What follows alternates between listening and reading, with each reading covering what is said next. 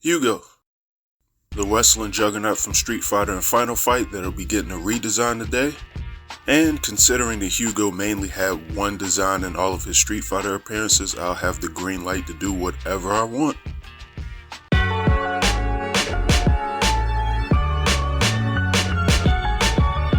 Alright, so I got requested to do a Street Fighter 6 design for Hugo. Honestly, I'm a huge pro wrestling fan, so I already have a pretty close idea of what I want to do.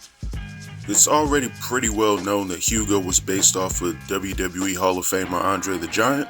The WrestleMania 3 face-off is actually in Street Fighter 3rd Strike, which is awesome. Obviously, I wanted to leave that intact when designing him, but I used a different source of inspiration. Now, before I get to that, I just want to tell all of you that it'd be greatly appreciated if you liked the video, and if you want to see more, I had a redesign in mind, go ahead and subscribe to the channel. Now, getting started with Hugo.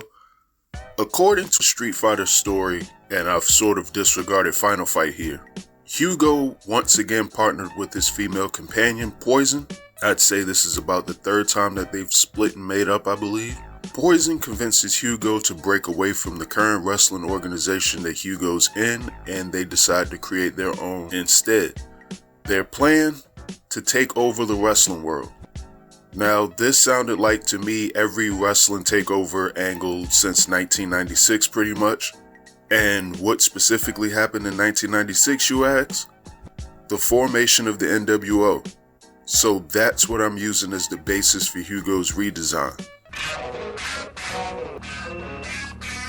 Rather than look to Andre the Giant, I'm looking at the 90s Giant and all the other members of the NWO for inspiration this time around. Only now we have the huge wrestling army. What a name that is. But I can help make you into a superstar. We'd be partners. I mean, you're strong and all, but you got the smarts of a potato. So as usual, I started off with a base pose for Hugo. Hugo's not really flamboyant and doesn't really have any crazy poses or anything to begin with, at least nothing too extreme, so that was simple enough. In the beginning, I gave Hugo sort of designing his face and hair, the things that I know are going to be like a staple point of this design in comparison to his previous ones, sort of the things not to change as opposed to the things that I know I'm going to change.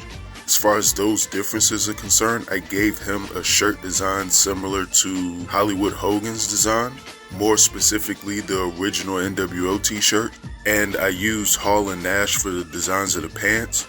More specifically, Nash's pant leg design I used for Hugo's right pant leg, or I guess it would be his left, and I used Hall as a basis for his left leg, and I guess that would be Hugo's right.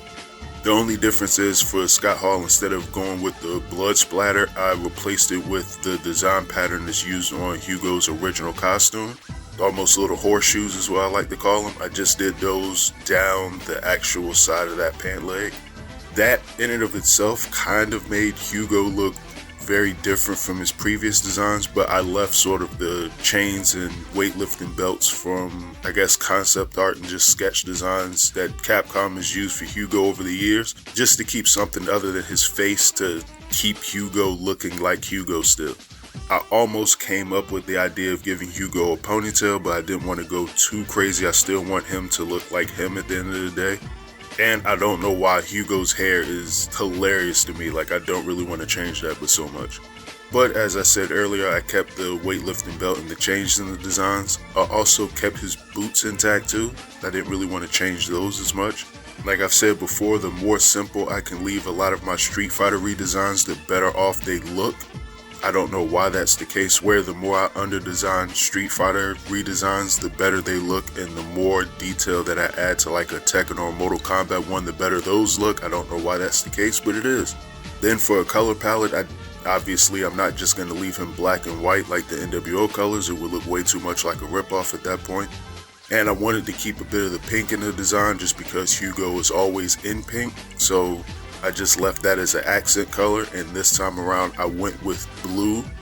I used two different shades of a similar blue for his shirt and his pants, and then tried to make a HWA logo that looked similar but not a complete ripoff of the NWO logo to use on top of the shirt.